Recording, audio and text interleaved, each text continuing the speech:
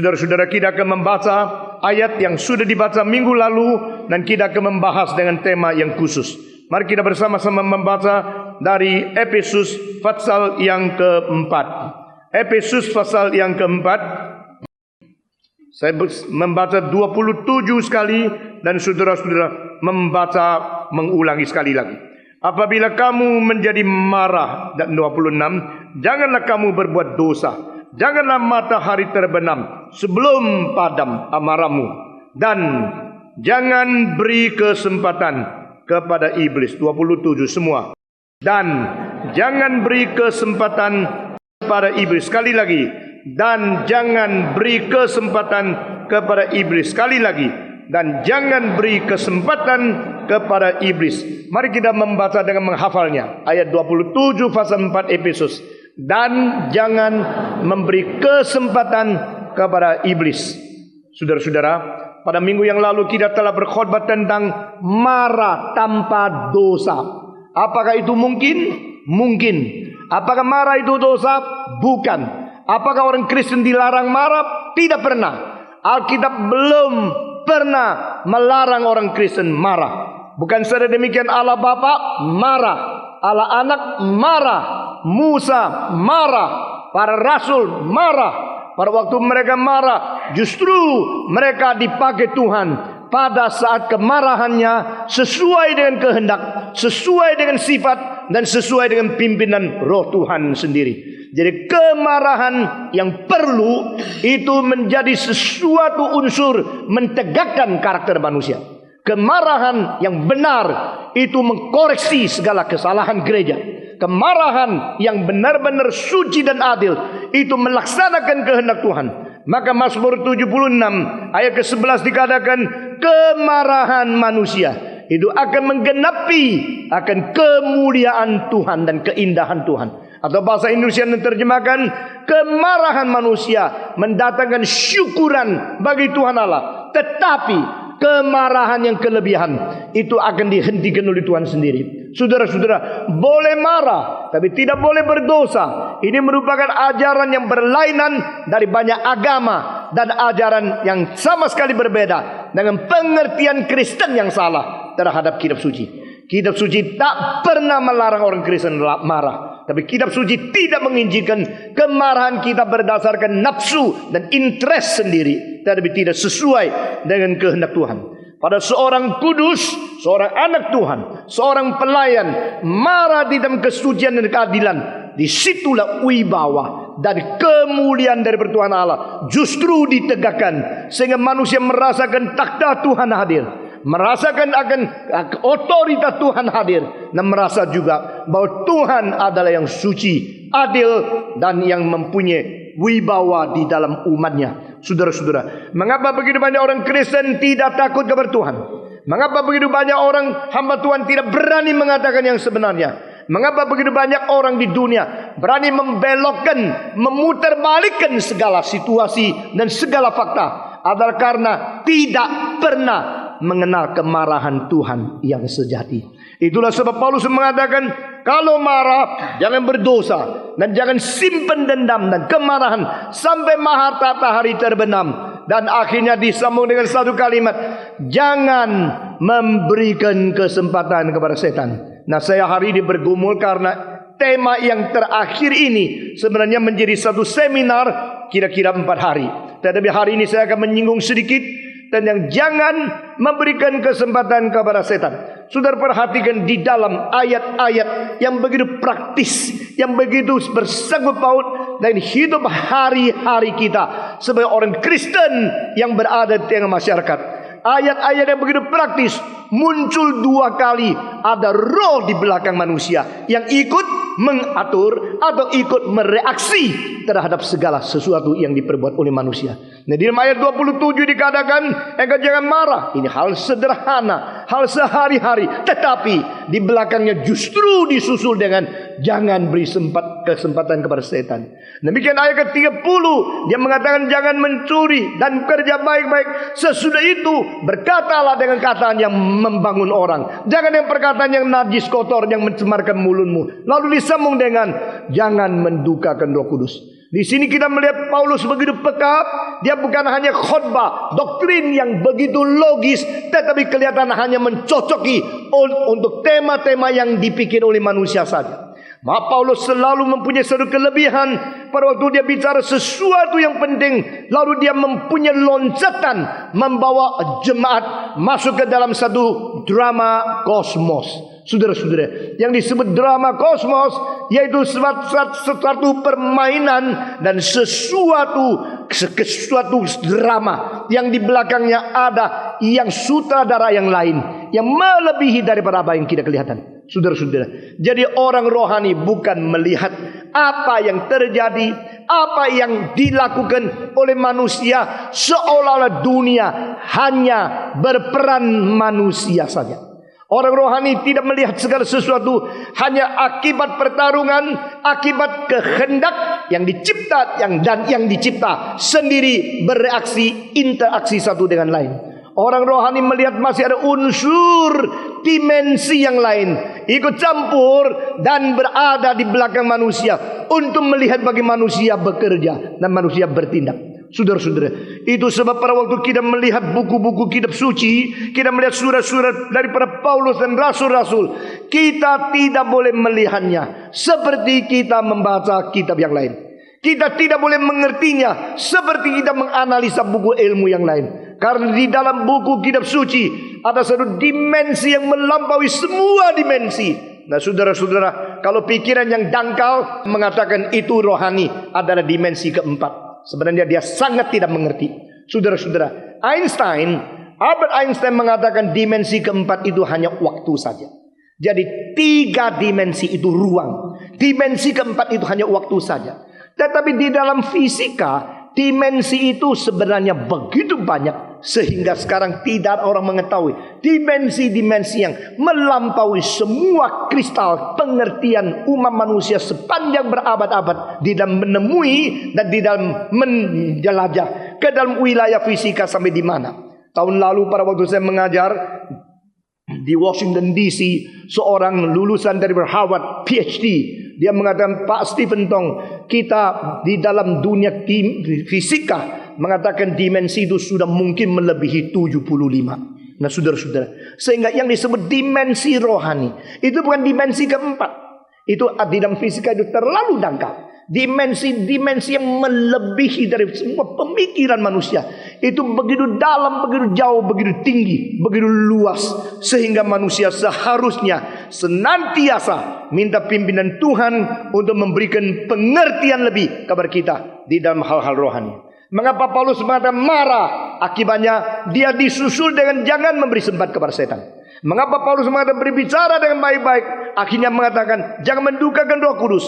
Karena tindak tanduk, kelakuan, interaksi, komunitas, dan semua kegiatan antara manusia dan manusia itu bukan hanya akibat kemauan pribadi-pribadi saja. Di belakang daripada kemauan pribadi-pribadi ada dunia rohani ikut berperan, dan Roh Kudus juga ikut menyelidiki dan melihat. Saudara-saudara, maka di dalam Mazmur 139 Daud berkata, Tuhan, dari jauh engkau sudah lihat aku. Aku tidur, engkau menyelidiki. Aku bangun, engkau mengerti. Engkau menyelidiki segala sesuatu sampai di dalam hati sanubari saya seluruhnya. Tapi heran sekali, pada ayat-ayat terakhir di dalam pasal 139 dia mengulangi kalimatnya hampir sama, tapi sama sekali dengan dimensi yang berbeda. Daud berkata, Tuhan, engkau sudah mengenal aku, engkau sudah menyelidiki aku, engkau dari jauh sudah menilik aku. Aku tidur, aku bangun, engkau sudah tahu. Dari 2 ayat terakhir begitu berbeda dengan 2 ayat yang permulaan. Dia justru berkata, oh Tuhan, selidiki aku supaya aku mengetahui apa yang ada di dalam diriku. Oh Tuhan, coba lihatlah aku supaya aku berjalan di dalam perjalanan yang baik. Tuhan, pimpinlah aku. Bukankah dia sendiri menulis pada permulaan? Tuhan sudah lihat, Tuhan sudah tilik, Tuhan sudah mengamati, sudah Tuhan mengetahui. Tapi kenapa dia harus minta Tuhan tilik lagi, Tuhan periksa dia lagi, Tuhan selidiki dia lagi? Mengapa? Karena dia mengetahui waktu Tuhan menyelidiki dia dan mengetahui dia, Saat itu dia sendiri tidak mengenal diri dan tidak tahu diri. Sehingga dia minta diulangi lagi. Coba Tuhan ulangi lagi selidikmu kepadaku. Sekarang saya sadar. Dan saya ingin mengenal diriku seperti pengenalanmu kepada aku. Aku mau mengerti diriku seperti engkau mengerti aku. Nah, ini kerohanian yang maju luar biasa. Saudara-saudara, anak kecil kalau engkau gambar sesuatu kasihkan dia. Dia terima kasih ambil. Dia tidak tertarik. Nah, tapi kalau anak itu mengatakan, loh, ini bukan cetak loh. Ini bukan buku loh. Ini adalah gambarnya om tadi yang gambar. Om, coba tolong dong gambar sekali lagi. Waktu dia minta lagi gambar sekali lagi. Saudara harus mengetahui ini anak luar biasa. Karena dia mau tahu proses. Bukan hanya mau hasil saja. Semua anak yang hanya mau hasil, tidak mau proses, belum pernah berdimensi semangat belajar. Saudara-saudara. Waktu seorang anak mengatakan, Pak, tolong gambar sekali lagi. Saya gambar lagi. Lalu dia memperhatikan garis mulai dari mana. Kapal terbang. Saya mulai dari jendela depan. Lalu kokpit. Lalu dari sini, dari ke belakang. Lalu dari hidungnya. Lalu dari tengahnya. Berhenti sebentar. Sayapnya. Mesinnya. Waktu dia lihat. Dia mulai memikirkan. Waktu saya gambar. Saya akan tiru patron ini. Nah, saudara-saudara. Di situ satu kemajuan datang. Karena proses. Sekarang banyak orang maunya hasil. Oh, cepat-cepat hasil. Cepat-cepat sukses. Cepat-cepat jadi hamba Tuhan. Cepat-cepat menjadi kaya. Tapi engkau tidak tahu semangat perjuangan. Taktik di dalam kesulitan. Bijaksana menghadapi musuh. Dan segala proses itu sangat rumit. Sangat complicated. Orang yang tidak mau proses. Hanya mau tunggu menerima hasil saja. Orang itu remeh dan rendah sekali, saudara-saudara. Itu sebab orang Kristen tidak diberikan Tuhan mendadak masuk surga, menerima hasil. Orang Kristen dibiarkan di dunia, gerejanya dibakar, barangnya dijarah, hidupnya disiksa, ada aniaya dan kesulitan-kesulitan daripada agama lain dan orang tidak bertanggung jawab. Ini semua adalah karena Allah mengindahkan engkau, menghargai engkau, memberikan kesempatan engkau melewati proses untuk mengetahui apa yang pernah dialami oleh Yesus Allah jelma sebagai manusia. Saudara-saudara sekalian, proses-proses yang mengakibatkan air mata, pemerasan, pengeluhan, kesusahan, pikul salib, dan emosi-emosi yang diremukkan, itu mengakibatkan kita mengerti yang disebut cosmic drama. Saudara-saudara, drama kosmos atau layar yang terbesar sepanjang sejarah dan di dalam hidup manusia.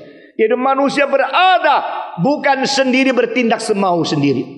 Manusia bukan berkelakuan berdasarkan ada fungsi daripada will, volition yang Tuhan ciptakan di diri kita. Tapi manusia kalau bertindak, manusia kalau menetapkan sesuatu, itu ada kuasa-kuasa supernatural yang mau ikut campur dan yang mau merusak, mau memperalat, mau menunggangi.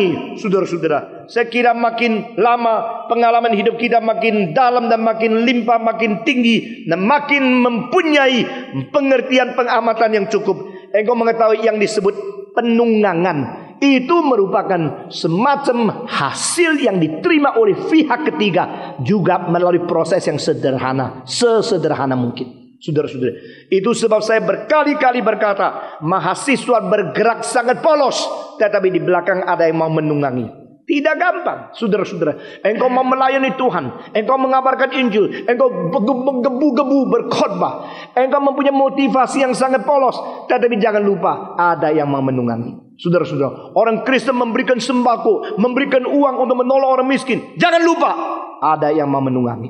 Selalu berdimensi lebih tinggi daripada sekedar pengertian dan pengalaman kita yang sangat sederhana dan sangat bodoh, kalau saya boleh katakan. Saudara-saudara, kita dirikan sekolah, kita mau mendidik orang lain, kita mau bikin sekolah teologi, kita mau ini mau itu. Oh, kelihatan di luar sangat cinta Tuhan, tapi ada yang mau menunggangi. Saudara-saudara, itu sebab di dalam lahiriah, di dalam layar permukaan, semua kegiatan pelayanan untuk Tuhan kelihatan bagus sekali, tapi jangan lupa ada yang menunggangi. Inilah sebab hari ini saya minta saudara masuk ke dalam dimensi yang lebih dalam, melihat daripada satu prinsip dasar, yaitu cosmic drama. Saudara-saudara, waktu Ayub anaknya mati, semua barang diambil dan binatangnya semua dibunuh, dia mengalami penjarahan, dia mengalami perampokan, dia mengalami pembunuhan, dia mengalami pengorbanan di dalam rumah dia.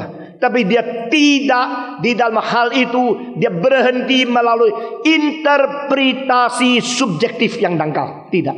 Paul pada waktu itu Ayub tidak langsung mengatakan ini orang jahat, itu orang kurang ajar, saya mesti pergi beli dengan tentara, tenaga, senapan, kekuatan untuk hancur ke mereka, baru bisa dendam saya selesai.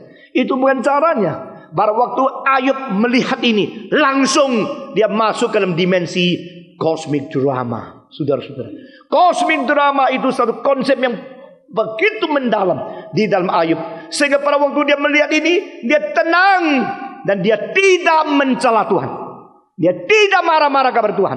Dan tidak berdosa kepada siapapun. Lalu pada waktu itu istrinya mengatakan, percumalah kamu menjadi majelis. Percuma kamu mengikuti Tuhan. Engkau bukan ke tokoh gereja yang sangat rohani, yang selama ini takut kepada Tuhan, tidak berani berdosa, dagangnya jujur, tidak seperti banyak konglomerat yang tidak beres. Bukankah engkau begitu baik? Engkau orang yang terkenal di dekat jauh, sini sana, di antara bangsa sendiri dan kafir. Engkau orang yang takut kepada Tuhan. Mengapa Tuhan memperbolehkan anakmu mati semua?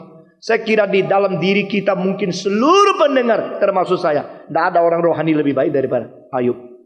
Waktu itu nyonyanya yang orang perempuan selalu lebih realistis, lebih mementingkan untung rugi, lebih pentingkan keamanan, lebih mementingkan apa yang seharusnya saya dapat sewajarnya sebagai orang yang hidup di dunia. Kenapa sudah diberi 10 anak, saya lahirnya setengah mati, sekarang mati semua. Dan langsung celah Tuhan, karena dia hanya mau menginterpretasi segala peristiwa melalui tabel untung rugi pribadi dan di dalam dunia ini saja. Ayub bilang tidak, yang memberi Tuhan, yang mengambil juga Tuhan.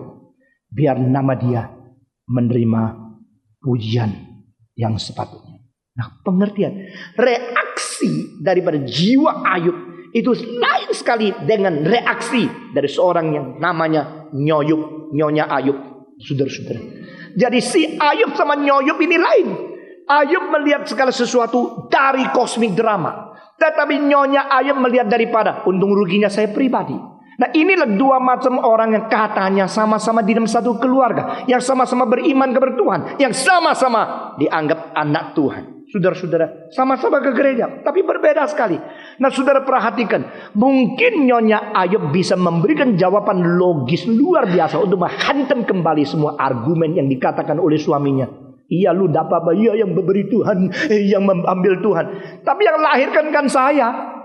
Lu tahu apa kalau melahirkan anak? Lu tahu apa kalau menghamilkan 9 bulan, berdarah-darah, susah sekali, pinggangnya sakit. Apalagi kalau mau makan ini tidak ada, makan itu tidak ada.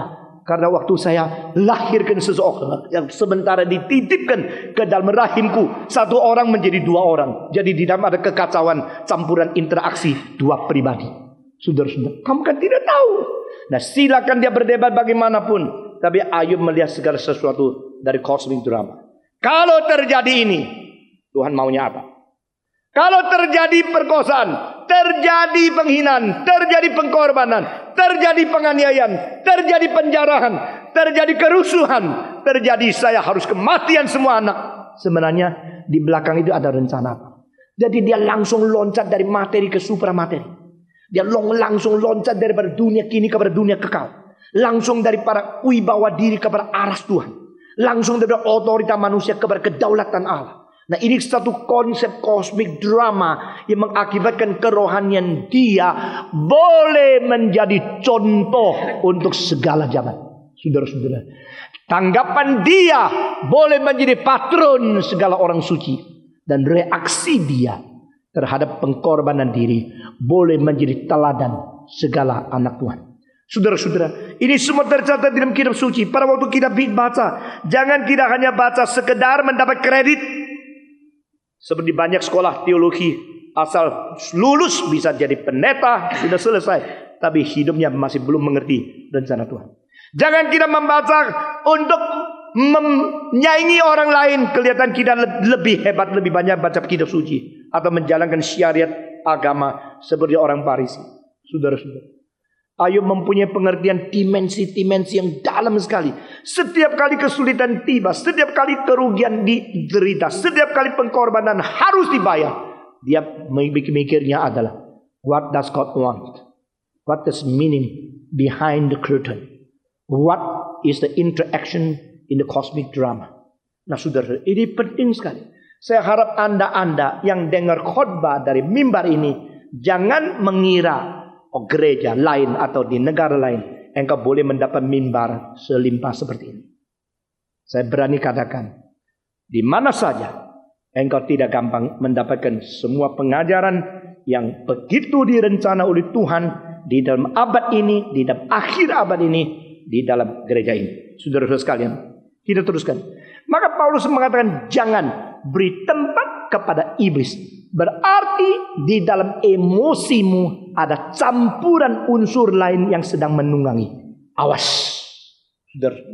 Waktu Paulus mengatakan ini berarti ada satu kuasa yang sebelum mengganggu kamu, dia adalah penendang Tuhan Allah. Sehingga engkau yang berani menyebut diri sebagai anak Allah harus awas-awas untuk mengerti akan hal ini. Saudara-saudara, di sini dia mengatakan jangan memberikan tempat kepada iblis. Saudara-saudara, iblis, istilah ini yang dipakai di sini adalah diabolos. Saudara-saudara, diabolos di dalam bahasa itu Greka, ya, dan setan di dalam bahasa itu Ibrani. Itu istilah setan di dalam Ibrani berarti penantang.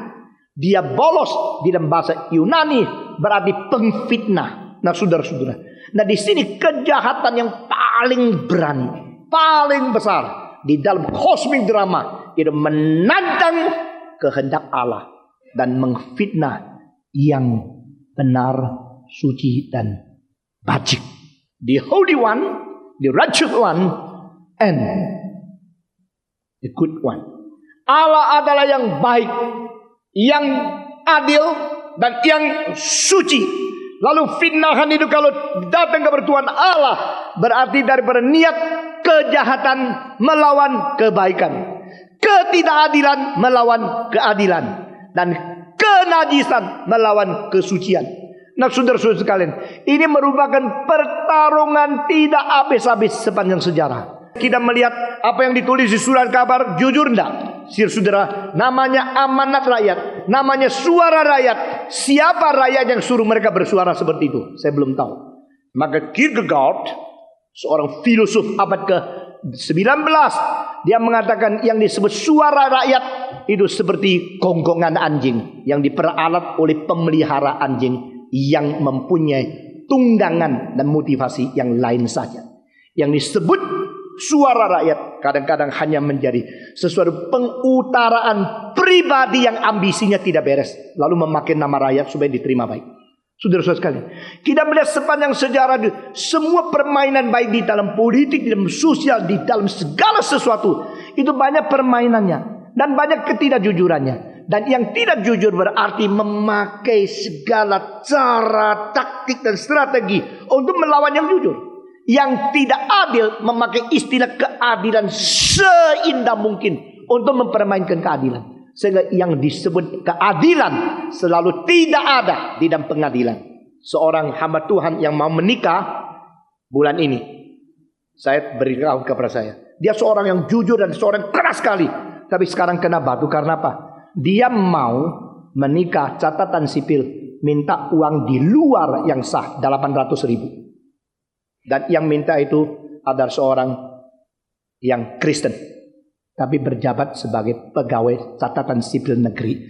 Kristen minta uang liar 800.000 kepada seorang calon hamba Tuhan. Saudara-saudara, ini dunia adalah dunia yang di belakangnya ada kosmik dramanya.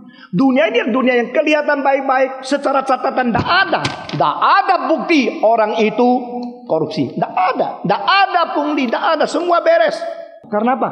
Tidak jujur melawan yang jujur, tidak benar melawan yang benar, lalu yang tidak suci melawan yang suci.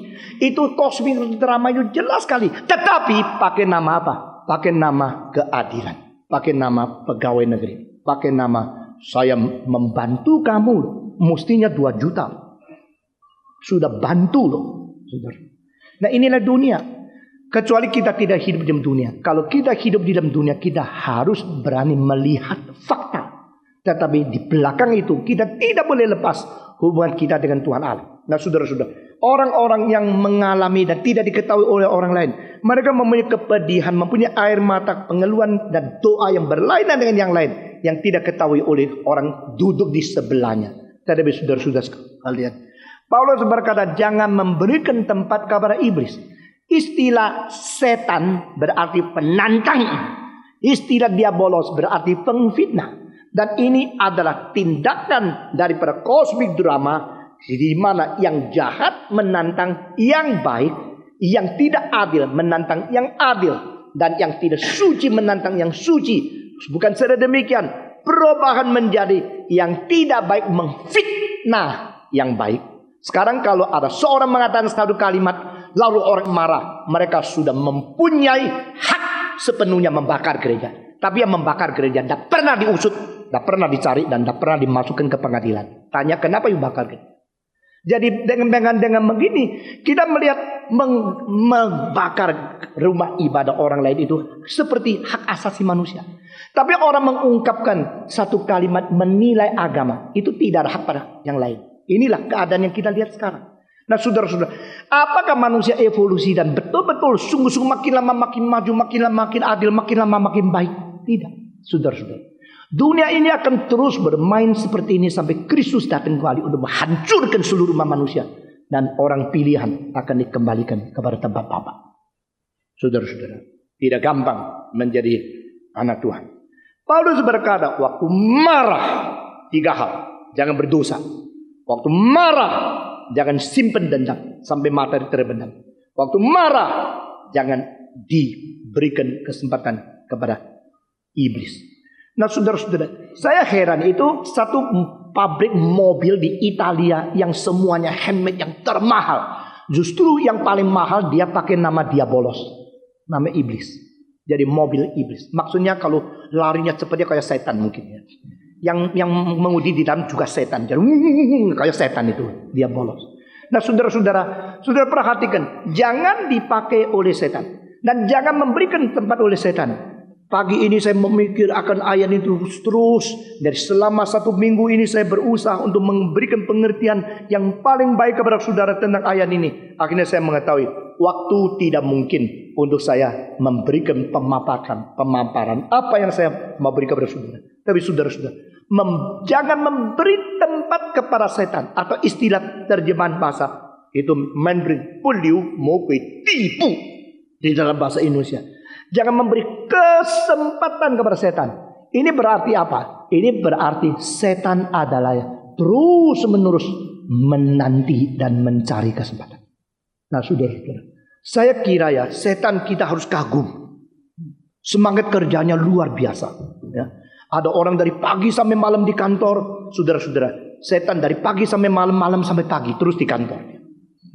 Dia terus menerus, tidak pernah kendor, tidak pernah sedikit longgar di dalam kegiatan dan semangat perjuangan untuk kejahatan itu. Saudara-saudara, sehingga sedikit kesempatan ada, langsung dia masuk. Di mana ada, dia masuk. Saudara-saudara, kita kalau melihat di dalam fisika itu jenis berat dari setiap elemen itu lain. Misalnya air itu 1, berarti 1 liter air sama dengan 1 kilogram berat. Nah ini namanya jenis berat. Kalau besi 7,9. Jadi 1 liter 10 kali 10 kali 10 cm wadah. Taruh besi di dalam. Itu 7,9 kilo. Kalau itu tembaga 8,7 kilo. Kalau emas 16,9 kilo. Jadi itu seluruh 10 cm kali 10 cm kali 10 cm wadah itu. Kalau isinya emas, itu hampir 17 kali beratnya daripada air yang sama besarnya. Itu sebab kalau Rolex palsu sama Rolex yang asli sama-sama warna kuning, waktu dipegang beratnya beda kira-kira 70%. Saudara-saudara, karena yang satu pakai besi, yang satu pakai emas, beratnya lain. Jadi orang yang ngerti, oh sama-sama. Yang ngerti pegang langsung tahu itu apa. Nah saudara-saudara sekalian, tidak bisa ditipu. Tuhan begitu rumit menciptakan segala sesuatu dengan dalil-dalil yang tidak boleh sembarangan dipalsukan oleh manusia. Jadi Tuhan itu bijaksana. Demikian kalau engkau dengar khotbah seseorang, mengerti teologi seseorang, engkau yang tidak terlatih, puji Tuhan, semua bagus, semangat luar biasa, saya tidak ngantuk sudah. Saudara-saudara, orang yang raja ngantuk dengar khotbah sudah tidak ngantuk, dia sudah puji Tuhan luar biasa, pendetanya hebat. Apalagi pakai speaker yang 30.000 watt, mana bisa ngantuk? Kalau ngantuk berarti lu mati, saudara-saudara. Wah, itu mewakili kuasa Roh Kudus. Saya kira itu sedikit memberikan kesempatan kepada setan untuk mengganggu pengertian kesadaran manusia untuk membeda yang mana yang benar yang tidak benar. Saudara-saudara, kita teruskan. Nah, dengan demikian maka jenis berarti berbeda semua. Itu sebab ada dalil-dalilnya untuk kita menentukan apa yang benar dan apa yang palsu dan sebagainya. Nah, saudara-saudara, pada waktu Paulus mengatakan janganlah memberikan kesempatan kepada iblis, berarti iblis itu akan memalsukan segala sesuatu secara tidak sadar. Secara engkau tidak mengerti, dia sudah memasang kuda-kuda, sudah mempunyai rencana total, dan dia begitu rajin dan begitu tidak kendor semangatnya. Saudara-saudara sekalian, saya tadi mengatakan kita harus kagum kepada semangat daripada setan. Saya sendiri merasa setan ada dua hal yang kita mesti belajar. Mau belajar dari setan? Loh, kok ada gini hanya pendeta kok suruh orang belajar setan? Saya kira dua hal yang boleh kita belajar dari setan. Pertama, setan tidak mengadvertensikan diri terlalu hebat. Jadi selalu kerja diam-diam, akhirnya bisa mencapai tujuan dia untuk menentang Tuhan dan memfitnah kebenaran. Itu sudah sampai. Sehingga dia boleh mengatakan kepada engkau, tidak ada setan kok. Berarti dia mengkorbankan reputasi diri asal bisa mencapai fungsi. Hal ini saya mau belajar dari setan.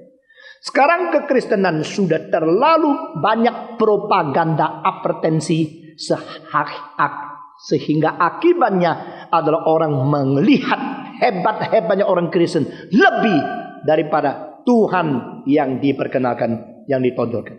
Sehingga kita melihat cara-cara advertensi manusia sudah masuk ke dalam kekristenan, dan orang-orang yang terkenal memperkenalkan diri lebih daripada Tuhan yang mengutus memanggil dia demi memperkenalkan Tuhan kepada orang lain.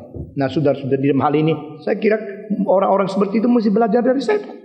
Setan pada waktu orang lagi percaya dunia roh, dia bikin kacau, dan di dalam keadaan roh-roh yang jahat muncul sini sana, bikin orang itu terganggu sama sekali. Tadi pada waktu orang tidak percaya lagi ada roh, tidak percaya ada supernatural, tidak percaya ada dimensi rohani, saudara-saudara, saat itu setan mulai masuk ke dalam dunia filsafat mengatakan ateisme yang benar. Memang tidak ada Allah, karena tidak ada Allah, tidak ada setan, semua tidak ada. Akhirnya engkau tidak percaya ada setan, engkau sekaligus tidak percaya ada Allah. Capai juga dia punya tujuan. Sehingga penipuan itu begitu hebat. Dia berani mengkorbankan diri asal bisa menjadikan engkau tidak percaya ada Allah. Dia menyingkir diri, dia menyembunyikan diri. Ini pengorbanan luar biasa. Apakah engkau tidak rasa perlu belajar semangat seperti itu? Dua. Hal kedua yang kita boleh belajar dari setan, yaitu dia tahu besoknya dia masuk neraka. Dia tahu dia tidak ada pahala. Masih ngotot kerja terus setia sampai mati, tapi tidak ada pahalanya. Nah, saudara-saudara, sekarang kalau banyak orang Kristen melayani itu, lihat dulu yang mana lebih baik, yang mana lebih berpahala, mana lebih banyak. Tetapi setan tidak ada pahala pun setia sampai mati pelayanan. Hal ini boleh menjadi guru kita masing-masing. Dua hal. Pertama, pelayanan dengan rela menyembunyikan diri. 1, 2, 3. Kedua, setia sampai mati tidak dibayar. Ini dua aja sudah hebat sekali, saudara-saudara sekalian. Dan setan mengetahui bahwa Tuhan akan mencampakkan dia ke dalam neraka. Tuhan mengetahui bahwa dia adalah akan dihukum, tapi dia tetap kerja. Nah, karena akibatnya adalah masuk ke dalam neraka, terus dia diam. Dia tetap bekerja terus-menerus. Dia mau melakukan kedua hal yang diwakili oleh namanya. Setan, penantang kehendak Allah. Dia bolos, pengfitnah kebenaran, dan juga pekerjaan iblis. Di Alkitab kita melihat 3 hal yang besar. Pertama, dia adalah yang melawan segala rencana kekekalan Allah. Setan mempunyai pekerjaan pertama terhadap Tuhan. Dia yang melawan rencana kehendak Allah di muka kekekalan. Ini pekerjaan pertama. Kedua, dia yang mencobai umat manusia supaya membawa mereka masuk ke dalam dosa. The second work of Satan is to tempt men to fall them into sin. Dan ketiga, pekerjaan setan yang ketiga adalah dia adalah pengadu orang suci dan gereja yang sudah ditebus oleh Tuhan di hadapan Tuhan Allah. Coba lihat, orang Kristen tidak beres. Tuhan, itulah anakmu yang tidak beres. Anakmu masih ada kelemahan. Dan menusuk-nusuk kita karena kelemahan-kelemahan yang kita pernah berbuat.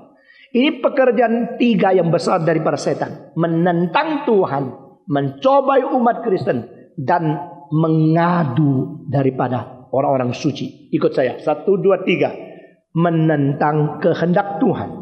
Mencobai orang Kristen untuk berdosa. Dan ketiga, mengadu orang suci. Baik di dalam hati nurani mereka maupun di hadapan takhta Tuhan. Nah saudara-saudara. Nah kalau kita mengetahui cara setan bekerja, sifat pekerjaannya, dan tujuan pekerjaannya, baru kita bisa mengerti ayat ini yang dikatakan oleh Tuhan. Jangan memberikan kesempatan kepada iblis. Jangan memberikan kelonggaran kepada dia bolos. Jangan memberikan peluang kepada sang penantang kehendak Allah. Nah saudara-saudara, kalau engkau mengerti segala siasat, segala rencana, strategi, tujuan dari pengacauan dan pelayanan daripada setan, sudah jelas itu. Sudah menjadi satu konsep kosmik drama yang teliti dan jujur. Lalu tidak mengatur segala tingkah laku. Engkau dengan sendiri mempunyai kepekaan kepada side effect. Saudara-saudara, saya berkali-kali bukan bergurau mengatakan abad ke-21 perlu satu ilmu baru yang disebut side effectology. Saudara-saudara, logi yang menyelidiki di belakang gerakan-gerakan selalu timbul potensi samping efek yang samping efek sampingan yang akan timbul. Nah, saudara, selalu terjadi efek sampingan. Ya, efek sampingan itu selalu melampaui dan menudungi dan menghanyutkan efek asli. Nah, saudara, side effect overshadows original effect. Nah, ini selalu terjadi. Kalau kita menyelidiki sejarah dan gerakan-gerakan sejarah, boleh dikatakan semua orang yang mengadakan satu gerakan yang baik, motivasi murni selalu sangat jelas. Permulaan hatinya baik, motivasinya baik. Tetapi pada satu saat setelah dia sadar bahwa dia ditunggangi, dia mengatakan, saya tadinya bukan begini. Maksud saya adalah supaya gini-gini loh. Kok jadi begini? Nah, ini yang praktis ya. Saudara-saudara suka dengar khotbah praktis dan sekarang ingat apakah pernah dengar kalimat ini? Tadi bukan gini kok sekarang jadi begini. Pernah dengar kalimat ini? Jawab, pernah nggak? Itu bukan maksud saya. Tadi saya maksud saya gini loh. Kok jadi gini sih? Itu lo sama C apa?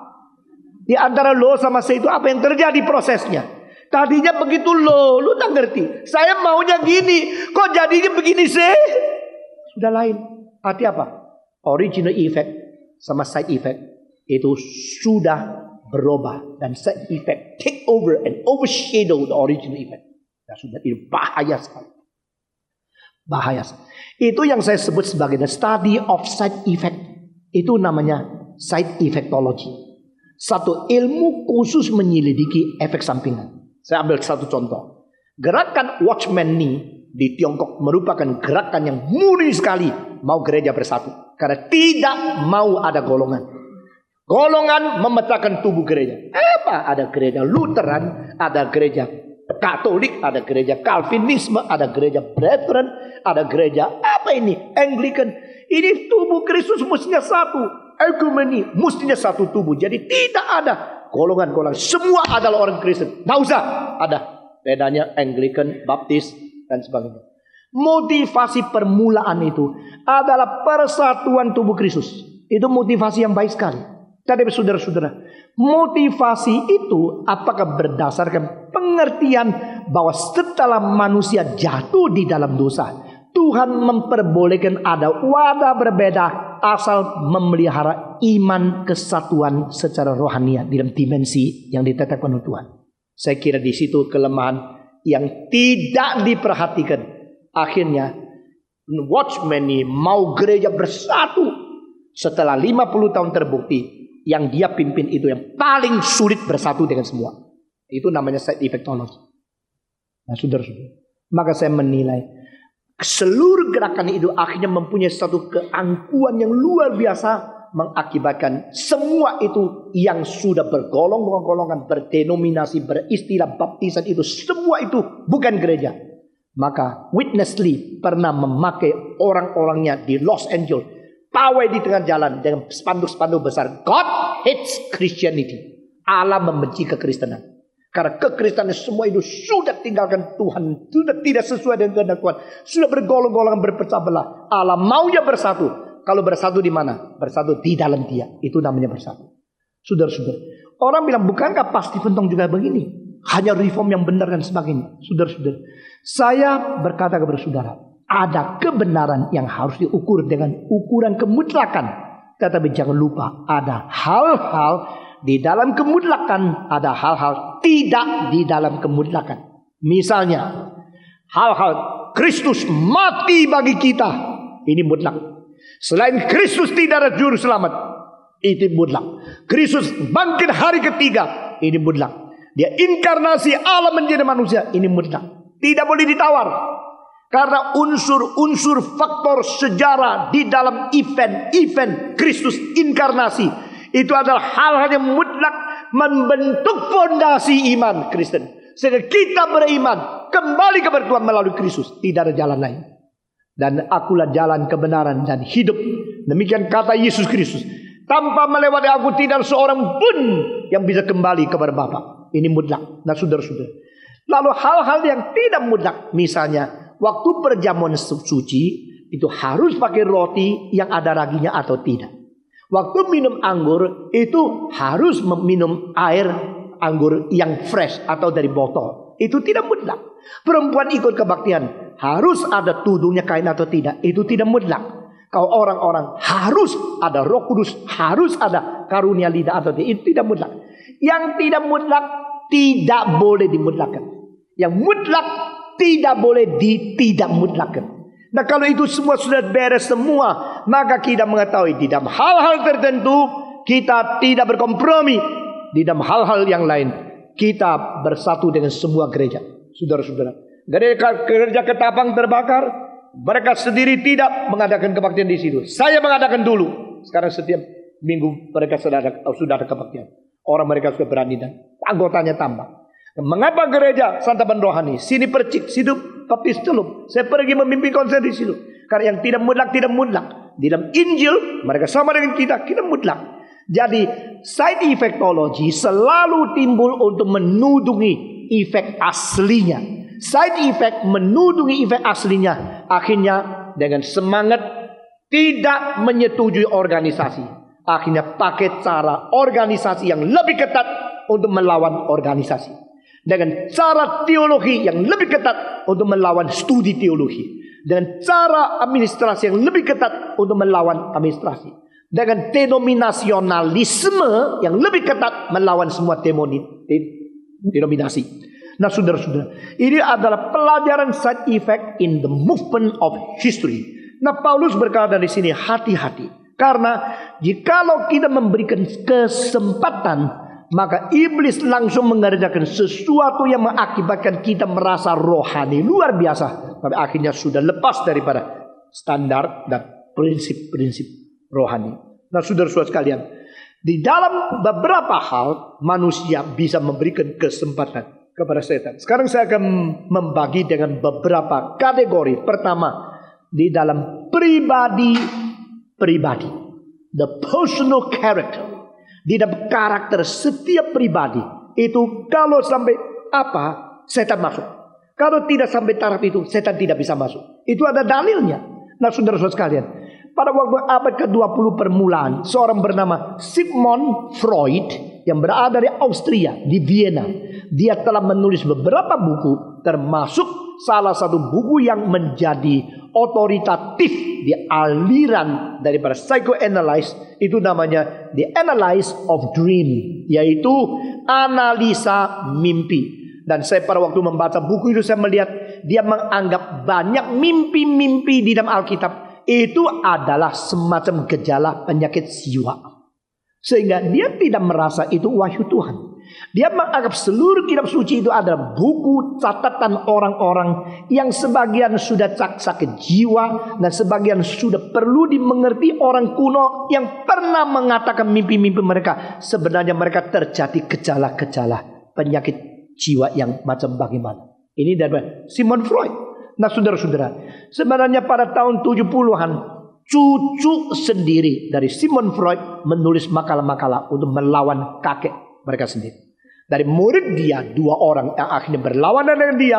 Seorang adalah Carl Jung, yang satu lagi adalah Alfred Adler. Saudara-saudara, Alfred Adler dan Carl Jung membuktikan yang diserang oleh Sigmund Freud khususnya mengenai agama sebenarnya bukan pengacau daripada jiwa manusia, tapi penenang daripada jiwa manusia. Dan dengan statistik daripada orang-orang murid yang melawan ke dia, kita melihat banyak kelemahan daripada Sigmund Freud atau Freudianisme yang telah mengacaukan dunia. Saudara-saudara, orang-orang yang mutlak tidak percaya adanya setan, dengan kalimat ini baik-baik, dengan otomatis menjerat diri kepada harus menjelaskan gejala abnormal di dalam hanya terkurung di dalam bidang psikologi saja. Saudara-saudara, itu sebab kalau modern psikologi modern berdasarkan tidak percaya ada Tuhan, lalu mereka menangani orang yang abnormal secara psikologi, mereka hanya bisa memakai kekuatan manusia yang sudah berdosa untuk mengobati orang yang sudah berdosa. Orang yang berdosa dengan kekuatan orang berdosa hanya ditambah dengan pelajaran psikologi untuk menangani orang yang berdosa karena dianggap mereka lebih rusak di psikologinya. Itu terbatas menyembuhkan terbatas. Seperti orang di dalam penjara menghibur sebelahnya yang juga di dalam penjara. Aku akan menolong engkau, aku akan melepaskan engkau. Bagi saya tidak mungkin. Maka saya melihat pada waktu psikologi sudah menyimpang daripada percaya kepada Tuhan, mereka bermotivasi baik mengcounseling orang lain. Mereka harus menyempitkan diri di dalam tidak percaya ada cosmic drama, tidak percaya ada penunggangan dari luar, dan percaya mutlak kepada kemungkinan manusia dengan daya pikiran studi psikologi manusia bisa menyelesaikan semua persoalan di dalam jiwa manusia. Saudara-saudara, seperti seorang dokter setelah memeriksa darah, ronsen, dan mengetahui detak dan jantung dan seluruh yang diselidiki oleh seorang tubuh kuat, dia tidak bisa menjawab, kenapakah orang ini tubuhnya begitu sehat tapi tindak tanduknya tidak kawan-kawan. Sakit apa dokter? Dokter bilang tidak sakit. Loh, kenapa gini? Tidak sakit di tubuhnya, sakit di dimensi lainnya. Nah saudara-saudara, demikian juga saya berkata kepada saudara, psikolog-psikolog yang selalu berusaha menangani kesulitan orang tapi akhirnya sendiri gila. Kalau tanya saya bilang dah sakit. Sakitnya adalah di dalam kosmik dramanya. Sakitnya adalah diberi tempat kepada setan. Saudara tahu tidak kalau orang ada kesulitan cari psikologi? Psikolog kalau kesulitan cari siapa? Christian psychologist. Kalau sulit cari pendeta. Pendeta yang rusak sakit cari psikologi. Nah, saudara-saudara, mestinya siapa cari siapa? Orang sakit perlu dokter. Yang sakit yang mana? Nah, saudara-saudara perhatikan. Di Hong Kong, seorang nyonya psikolog yang terkenal kali datang kepada saya. Oh, cantik luar biasa. Sudah umur kira-kira 40-an masih cantik sekali. Dan dia pakai topi model Perancis apa saya tidak tahu. Bajunya apanya. Datang Pak Steven Tong, terus nangis. Silakan duduk. Kenapa belum ngomong nangis? Khotbahmu terlalu baik. Loh, khotbah saya baik kok perlu nangis nih. Ini nangis karena hari saya tidak khotbah tentang hal apa yang membuat orang nangis kok. Dia mengatakan ada satu kalimat terlalu baik. Kalimat apa? Dia mengatakan engkau mengatakan Banyak psikolog itu bisa mengatur orang lain, tidak bisa atur diri. Itu suamiku. Banyak psikolog bisa mengobati orang, tidak bisa mengobati saya. Itu suamiku. Dia kacau balau dan kami itu, dia selalu menasihati orang begitu. Dia tidak pernah bisa menasihati diri dan kacau balau. Saya bilang kalau begini, engkau mau ditolong? Mau didoakan? Mau. Panggil suamimu. Dua-dua datang. Suaminya datang. Sama dia dua-dua. Datang duduk di depan saya. Tidak berbicara panjang lebar. Akhirnya berdoa. Minta mereka kembali kepada Tuhan. Bukan hanya kembali kepada otak manusia sendiri. Nah saudara-saudara sekalian. Inilah keadaan dunia. Sehingga kita tidak bisa melupakan satu aspek. Di mana ada sesuatu yang mau masuk. Dan pertama. Pribadi-pribadi. Saya bukan mengatakan setiap pribadi. Saya mengatakan kepribadian daripada pribadi manusia. Itu setan mau masuk. Setan kalau mau masuk itu begitu berlainan dengan gejala-gejala sakit jiwa. Maka gejala sakit jiwa sama kerasukan setan. Itu ada pagarnya. Dan pagar itu kalau roboh itu berarti pribadi memberi kesempatan untuk setan masuk pribadinya. Itu adalah satu personal penetration, satu personal occupation, satu personal occupy. Berarti dirasuk. Nah saudara-saudara, waktu kita mendengarkan istilah dirasuk, lalu kita membayang sesuatu yang tidak karu-karuan begini. Tapi yang dirasuk mulai daripada pagar itu ada 3 pintu yang dari pribadi yang sudah kurang beres. Saudara-saudara. Pertama, yaitu pikiran yang sangat kabur, campur baur dan tidak beres. Nah saudara-saudara, ini penting sekali. Tuhan menciptakan manusia sebagai makhluk satu-satunya di dalam dunia kelihatan yang mempunyai fungsi rasio berpikir secara sehat. Nah saudara-saudara, kalau seseorang pikirannya kacau balau, blur, campur aduk, dan tidak bisa betul-betul menganalisa dengan baik, sehingga dia menganggap bahwa dia bisa mengerti menurut pengertian yang begitu dangkal, maka dia akan ditipu oleh iblis. Dan saudara-saudara, semua orang kalau sudah sampai pikirannya kacau, itu mulai diintip-intip oleh setan, mengambil kesempatan masuk kepada dia. Ini pertama. Kedua, pada waktu emosinya sudah meluap dan tidak dikendalikan oleh fungsi rasionya, ini bahaya meningkat. Nah misalnya, kalau dia waktu rasa dia sudah waktunya mau nikah, nah, dia tidak peduli sama siapa, berarti pikiran mulai kacau. Lalu dia sama pelacur boleh, sama siapa boleh, asal dia rasa personal interest sudah tercapai, dia senang sama satu orang, lalu mulai meluap, cintanya kalau nada dia saya mau mati dulu, karu-karuan. Emosi sudah meluap, tidak dikendalikan oleh pikiran.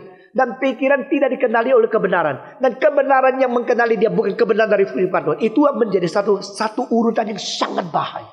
Sebenarnya para saudara, waktu saya menjelaskan Roma pasal 8 ayat Roma pasal 12 ayat ketiga, saya sudah memberikan urutan itu kepada saudara yang jauh melampaui semua filsafat Greka di dalam antropologinya. Saudara-saudara sekalian, jadi kita melihat Plato mengatakan otak menguasai emosi, emosi menguasai seks, lalu engkau menjadi orang yang benar. Emosi menguasai kehendak, dan kehendak diwakili oleh seks, engkau benar. Tapi Alkitab tidak begitu dangkal. Alkitab jauh lebih dalam daripada filsafat Greka yang diwakili oleh antropologi daripada Plato. Karena Plato tidak memberi jawaban, lalu siapa yang menguasai pikiranmu? Engkau bilang, saya pikirannya dikuasai oleh filsafat. Lalu tanya, filsafat berasal dari inisiatif siapa? Dari manusia mencari akan bijaksana. Kalau demikian, engkau sumbernya bijaksana? Bukan, saya cari. Kalau engkau cari, berarti engkau mengaku tidak ada. Oh ya iya, kalau begini saya tidak. Kalau engkau tidak ada, bagaimana engkau bisa menguasai kontrol sendiri? Di sini kita melihat satu lowongan yang besar yang tidak bisa dijawab oleh pikiran dan filsafat manusia. Perlu ada sesuatu inisiatif yang lebih besar dari manusia, adalah per se, bahasa Latin, atau dirinya dari subjektivitas kebenaran yang beroknum, berkemauan, berencana, berkehendak. Bagi iman Kristen itu Tuhan Allah. Di situ dengan inisiatif menurunkan kebenaran dan ditangkapi oleh manusia, untuk menguasai otak, baru orang itu mulai beres. Nah ini yang tidak ada di modern psychology. Saudara maafkan ya, pagi ini bagian-bagian agak sulit sedikit. Tapi kalau saudara bisa ada kemungkinan dengar lagi kaset 5 kali, 10 kali, saudara akan mendapatkan pelajaran luar biasa limpahnya di dalam khotbah ini. Mereka yang pertama kali dengar khotbah saya terus ngantuk atau terus tidak mengerti atau terlalu sulit, tahan 2 bulan. Nanti akan engkau sadar berapa banyak waktu yang kau buang pada tahun-tahun yang lampau di dalam mendengarkan khotbah yang tidak bertanggung jawab. Saudara-saudara, saya tidak berarti semua gereja tidak bertanggung jawab. Banyak gereja yang baik, banyak pendeta yang baik, tetapi juga banyak sudah tidak mengindahkan firman Tuhan, tidak mengindahkan jam khotbah. Khotbahnya cuma beberapa menit dan sembarangan, hanya menimbulkan emosi saja. Teruskan. Dengan demikian, Gerika dan Platoisme tidak memberikan jawaban seluruhnya tuntas, tapi Alkitab memberikan. Maka Alkitab supra-cultural, supra-philosophical, supra-logical, supra-human thought and rational. Lebih daripada semua kebudayaan dan filsafat di dunia. Firman Tuhan, dirinya kebenaran yang beroknum dan inisiatif memberikan pencerahan dan wahyu melalui nabi dan rasul menuju kepada pengaturan pikiran sehingga otak manusia itu berada di bawah sinar dan pengontrolan dan kebenaran Tuhan. Lalu di situ baru yang disebut pikirannya jelas mengerti segala kategori. Kedua, dari situ menguasai emosi. Kalau kebenaran menguasai emosi, emosimu mau benci atau tidak benci, mau cinta atau tidak mau cinta, mau marah atau tidak mau marah, mau dendam atau tidak boleh dendam. Itu ada prinsip pengaturannya. Melalui cosmic drama kepada personal influence, melalui the guidance of the spirit kepada personal commitment, personal submission. Ini semua kain menjadi satu sehingga engkau menjadi orang Kristen yang emosinya dikendalikan oleh pikiran yang jelas. Pikiran jelas dikontrol oleh firman Tuhan yang diwahyukan. Dan keadaan yang fresh ini dijamin karena pimpinan Roh Kudus setiap saat. Saudara-saudara, itulah sebab waktu kita dengar khotbah sampai sudah masuk ke dalam pengertian semua prinsip yang penting. Kita rasa bersyukur sekali karena ada semacam pengertian kebenaran yang membebaskan kita. Saudara-saudara, puji Tuhan. Puji Tuhan. Lalu dengan pengertian yang takluk kepada kebenaran, mengontrol akan emosimu. Lalu kedua ini lalu mengambil peranan di dalam menguasai kehendak. Saya bolehkah lakukan? Saya bolehkah kerjakan? Saya bolehkah lampiaskan nafsuku? Tidak. Emosi yang sejati yang menguasai nafsu. Seksmu benar. Hidup keluargamu benar. Hubungan dengan orang lain benar. Waktu marah engkau tidak akan berdosa. Karena ini semua sudah menjadi satu. Jadi bukan hanya lihat saya mau apa-apa. Itu orang barbar. Itu orang yang tidak terbelajar. Itulah orangnya yang menjara, membakar gereja dan sebagainya. Meskipun dia beragama, saya tetap anggap dia gabar. Saudara. Tetapi orang Kristen tidak demikian. Orang Kristen yang sejati ada. Inisiatif Allah memberikan kebenaran. Kebenaran itu mencerahkan pikiran-pikiran yang jelas, mengendalikan emosi-emosi itu menguasai akan kemauan. Dan kehendak-mu dikontrol dengan baik. Lalu kelakuanmu itu menjadi beres. Nah saudara-saudara, ini yang dimaui oleh Tuhan. Jangan memberi kesempatan kepada iblis di dalam aspek pertama pribadi. Kalau memberikan kesempatan, setan masuk. Jadi saudara-saudara, sekarang ambil contoh yang paling praktis. Kalau seorang jatuh cinta dan emosinya meluap seperti air mendidih, tidak bisa dikendalikan, pikirnya sudah jalan begitu tidak jelas, sudah kacau.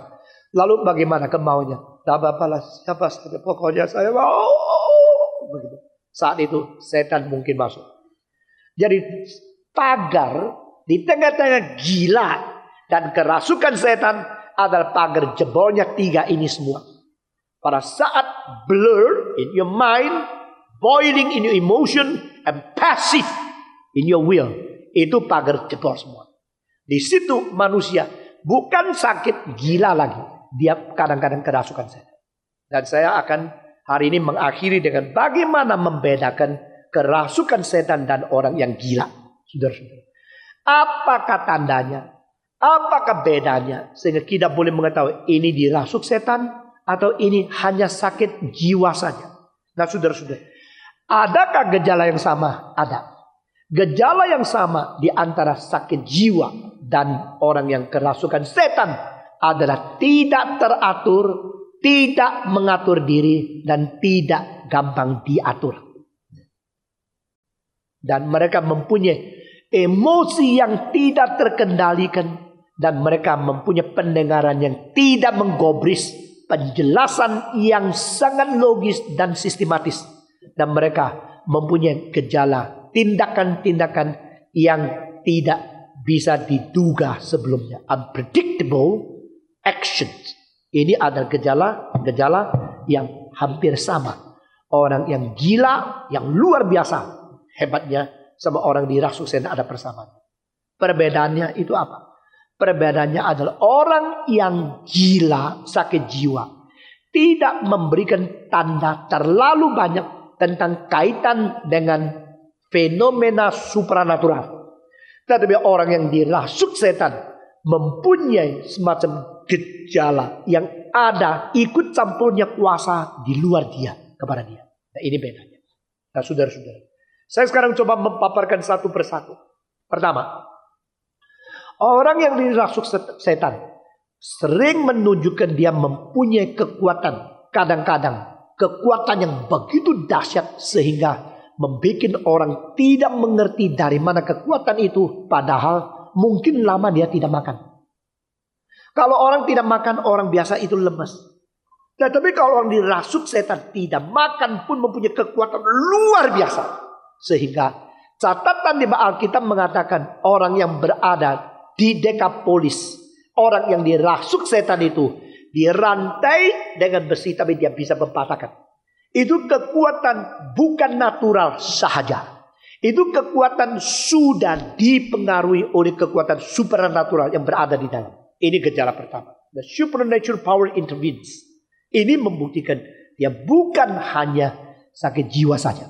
Kedua, saudara-saudara, seorang yang kerasukan setan kadang-kadang menandakan sesuatu kerutinan daripada waktu-waktu yang tertentu, berlawanan dengan suatu waktu sirkulasi alamiah, sehingga pada saat-saat tertentu atau pada senja atau matahari terbit atau malam sunyi atau waktu dengar anjing bunyi dan sebagainya, dia bisa kumat dengan satu sirkulasi yang tidak bisa dimengerti. Nah, ini berarti setan mengganggu dia. Nah, saudara-saudara, di dalam dunia ini yang saya tahu ada 3 orang yang tidurnya cuma 2-3 jam saban hari. Satu Hitler, kedua Chou En-lai, ketiga Chang Litzen. Tapi ada seorang yang heran sekali. Orang ini orang aneh dan orang besar. Kalau tidur 16 jam. Sesudah selesai kerja 16 jam. Lalu tidur lagi 16 jam. Lalu bangun lagi 16 jam. Dari sekitarnya dia kalau mau menjadwalkan dia tidak bisa. Setiap pagi ketuk pintu kasih makan pagi. Tidak bisa. Makan paginya hari ini jam 8. Makan paginya besok sore jam 4. Karena dia sirkulasinya 16 jam. Jadi dia lawan matahari. Matahari 24 jam. Dia 36 jam. Dia 32 jam.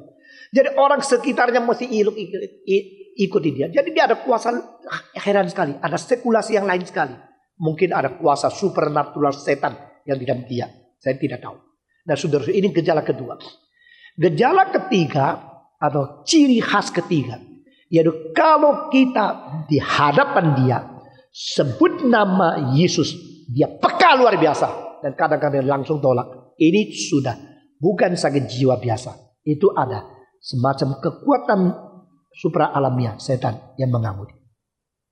Begitu sebut Yesus, dia langsung peka, langsung tolak, tidak mau. Atau dia langsung berontak atau teriak-teriak.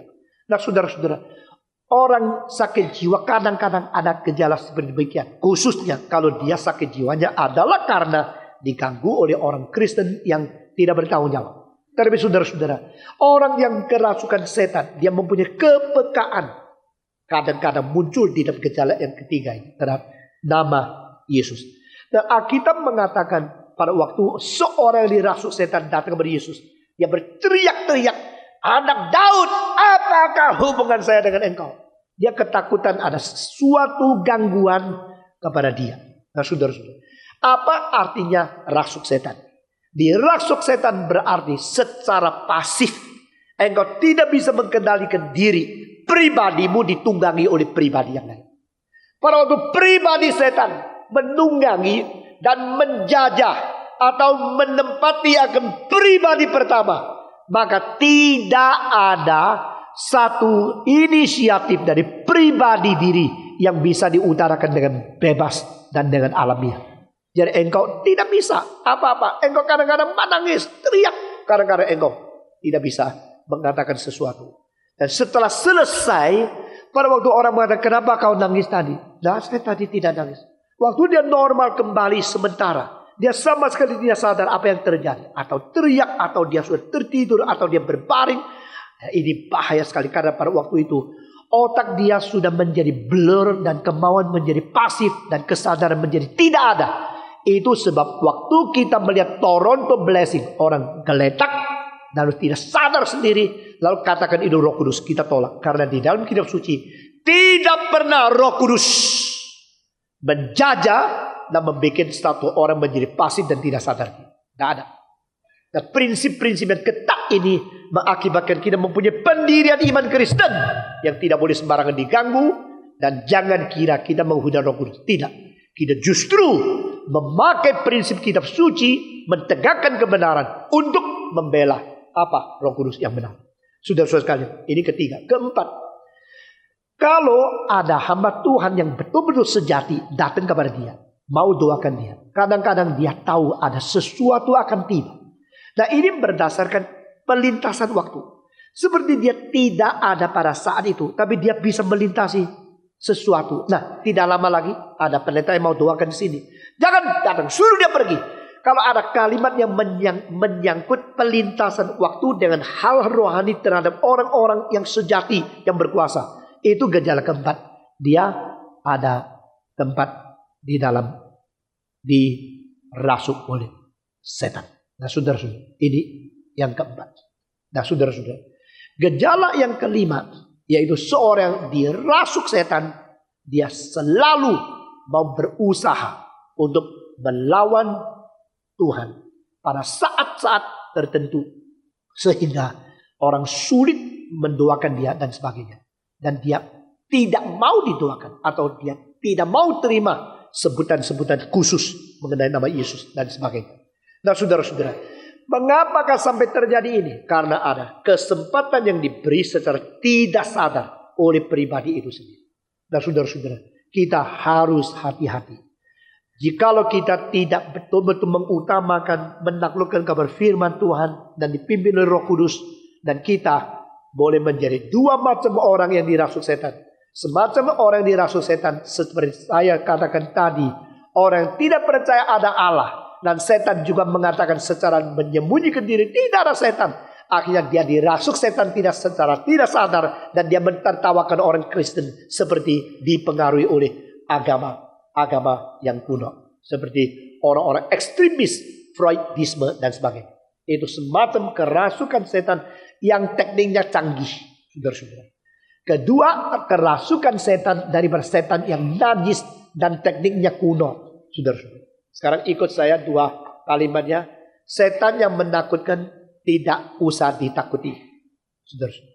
Setan yang harus kita takuti adalah setan yang tidak menakuti. Nah, ini paradoksnya. Setan yang engkau tidak usah takut. Paling banyak sudah lihat dia sakit masuk rumah sakit 2 bulan. Tapi setan yang mengatakan tidak ada setan. Nah, itu yang harus ditakuti. Ngerti? Setan yang menjadi pelacur yang kelihatannya cantik terus mengakibatkan kamu tidak mau istrimu. Itu harus ditakuti. Jadi orang kerasukan setan dua macam. Ada setan goblok, ada setan canggih. Ya. Setan goblok itu seperti tukang copet yang jujur. Taruh di sini papat di kantong. Saya tukang copet, hati-hati sama saya. Itu tukang copet goblok selalu kesulitan income, saudara-saudara. Karena dia mengaku saya tukang copet, semua lari dong. Tukang copet yang hebat itu pakai pakaian lebih bagus dari kamu, sehingga bergaul dengan engkau tidak tahu. Tidak lama kemudian, karena taktiknya dia begitu hebat, uangmu hilang, engkau tidak sadar. Engkau tetap anggap dia seorang kawan yang baik. Nah, saudara-saudara, jadi kerasukan setan sama seperti itu. Nah, ini namanya diberi kesempatan kepada setan. Ini pertama. Kesempatan diberi kepada setan secara pribadi, ditunggangi pribadi, itu paling cilaka. Lalu kesempatan diberi kepada setan dalam hal yang kedua, yaitu mengenai pikiran dan worldview seseorang. Yaitu wawasan, pembentukan pikiran bagaimana kita berkriteria untuk memandang, menilai, mengerti, dan menginterpretasi segala sesuatu. Dan di dalam hal ini, kalau engkau tidak belajar firman Tuhan dengan baik-baik, kalau engkau tidak mengerti prinsip-prinsip Alkitab dengan sangat integritas satu dengan lain, saudara, engkau akan memberikan lolongan besar kepada setan. Saudara-saudara, Paulus berkata kepada Syamas, berkata kepada penatua daripada gereja Efesus, dia berkata kepada mereka di Miletus bahwa tentang kehendak Tuhan tidak ada satu macam yang saya simpan dan tidak katakan kepadamu. Saudara-saudara, berbahagialah mereka yang mengerti firman Tuhan secara segala aspek, dimengerti dengan integritas. Tetapi bahayalah gereja-gereja hanya mencoba-coba beberapa karunia, terus mementingkan beberapa ayat dan tidak berani memberikan tafsiran seluruh kitab suci untuk melengkapi akan orang suci. Saudara-saudara, kalau engkau tidak terbentuk semacam pengertian yang tuntas dan komprehensif, sehingga engkau mempunyai pengertian yang sangat bias, sangat terbatas, dan sangat didistorsikan, akhirnya pembentukan konsep kosmos, pembentukan satu wawasan Weltanschauung yang sudah didistorsikan, itu akan mengakibatkan di dalam beberapa hal engkau kelihatan rohani sekali, dan beberapa hal engkau lebih rusak dari orang bukan Kristen. Bahaya. Itu namanya diberi kesempatan kepada iblis. Mengapa ada orang-orang di dalam aspek tertentu begitu rohani, dalam aspek tertentu lebih rusak, lebih berani berdosa, berbohong daripada orang bukan Kristen? Karena dia tidak mempunyai satu comprehensive understanding of Weltanschauung, tidak mempunyai sesuatu pandangan dunia, pandangan yang kosmos, yang menyeluruh. Itu bahaya sekali. Makanya perlu satu mandat budaya di samping mandat rohani, mandat gereja, mandat Injil. Seperti apa yang dikatakan Abraham Kuyper, di dalam hidupku tidak ada satu inci di dalamnya Tuhan tidak bertakhta. Saudara-saudara, jangan memisahkan hari Minggu dan hari Senin. Hari Minggu rohani, Senin sampai Sabtu bohong, menipu, memfitnah, berbuat segala macam jahatan. Lalu hari Minggu bawa uang sedikit untuk Tuhan. Tuhan, saya menyogok engkau supaya minggu depan saya boleh berbuat segala kejahatan lagi. Jangan marah sama saya karena saya sudah ikut menyumbang. Sudah, bukan demikian. Ketiga, beri setempat kepada setan secara pribadi ditunggangi, secara pikiran Weltanschauung atau pandangan kosmos atau pandangan daripada wawasan itu dicemari. Ketiga, yaitu satu bibit dari emosi yang tidak benar yang berada di dalam interaksi pribadi-pribadi, baik di dalam gereja maupun di masyarakat. Ini adalah hal yang ketiga. Ini bahaya sekali. Kalau engkau sekarang umpama melayani Tuhan dengan baik-baik, dengan personal interest yang menutupi keadilan yang sesungguhnya, akhirnya berantakan setelah melayani berpuluh-puluh tahun, akhirnya hancur semua. Saudara-saudara, misalnya, kalau saya di dalam gereja ini, saya melayani dengan interestnya kepada uang, maka saya hanya menghargai orang yang kaya, dan yang miskin saya sama sekali tidak menghargai, bahkan menghina. Maka pelayanan saya kelihatannya rajin sekali, korbannya bagus sekali. Ada distorsi daripada pemilihan di dalam menanggapi personal interest yang mempengaruhi penyeluruhan daripada pelayanan. Itu besok menghancurkan saya. Saudara-saudara, demikian juga kalau saya mencintai yang elok, menghina yang jelek, akhirnya kelakuan saya akan mencemari pelayanan saya yang baik. Nah, ini adalah memberikan tempat kepada setan. Saudara-saudara sekalian, seorang yang melayani Tuhan, seorang yang mengikuti Tuhan, dia harus betul-betul mikirkan dengan filter yang dari Tuhan. Apa yang harus saya buang? Apa yang harus saya teruskan? Dan Paulus berkata kepada Timotius, hindarkan diri dari segala hal yang rendah. Tuntunlah semua yang anggun, yang sangat boleh dihargai. Saudara, jangan diikat oleh kebiasaan-kebiasaan ketidakadilan bersandarkan sama personal interest yang membias dan yang mengacaukan pelayanan saudara. Karena itu akan menghancurkan pelayanan engkau. Meskipun berpuluh-puluh tahun melayani, akhirnya hancur. Saudara-saudara, saya melihat sendiri banyak pendeta-pendeta yang pada waktu muda tidak kelihatan. Seperti cinta Tuhan, seperti baik melayani, bakannya baik. Makin Tuhan makin melihat segala ketidakberesan muncul. Karena apa? Karena dari permulaan filternya tidak ketat. Dari permulaan itu tidak betul-betul menyelesaikan hal-hal yang penting. Sehingga memberikan kesempatan kepada iblis untuk merusak pelayanannya. Ini hal yang ketiga. Sehingga akhirnya hal yang tidak boleh dilampiaskan dan menjadi bahaya sekali. Keempat, yaitu memberi kesempatan kepada setan untuk menanam kebencian dengan benih-benih yang tidak beres yang kau rela terima, dan cinta yang tidak boleh kau terima untuk menghancurkan hari depanmu secara pribadi, keluarga, masyarakat, sosial dan sebagainya. Saudara-saudara sekalian, Abraham mau menikah dengan gundik, yaitu sendiri. Dan Sarah memperbolehkan dia, mengakibatkan dunia Arab beribu-ribu tahun tidak bisa ada perdamaian. Itu hanya karena ketentuan itu. Pada waktu orang Kristen dengar kabar bahwa Yerusalem sudah diambil orang Islam, mereka bukan pakai runding, bukan pakai pengampunan, bukan pakai sesuatu, tapi langsung kirim crusaders, perang salib untuk melawan orang Islam, mengakibatkan kira-kira 1000 tahun Islam sama Kristen saling membunuh, saling membenci. Saudara-saudara, dengan 300 tahun saling membenci yang tidak habis-habis di Bosnia, mengakibatkan pengaruhnya orang Islam dibunuh oleh Bosnia, orang Kristen dijadikan satu patokan, semua orang Kristen ada membenci Islam, akibatnya melanda api kebencian. Ini semua adalah waktu berkalimat, waktu bertindak, waktu mengambil keputusan, itu telah memberikan tempat kepada setan, memberikan kesempatan kepada setan. Itu sebab saya anjurkan kita hati-hati, belajar beberapa hal.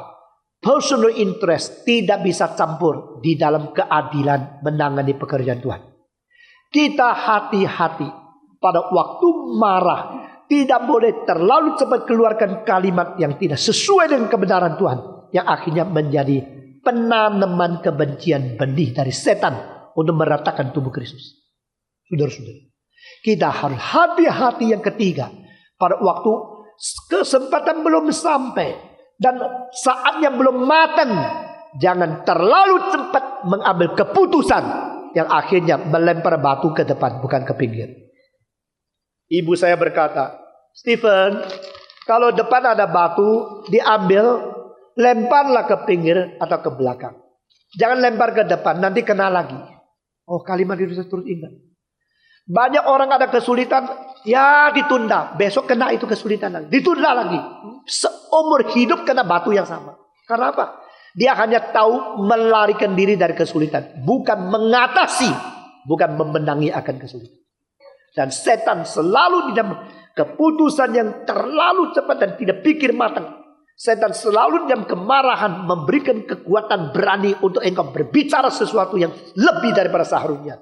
Setan selalu memberikan satu distorsi karena personal interest, personal profit. Akhirnya mengakibatkan engkau mengambil keputusan yang salah.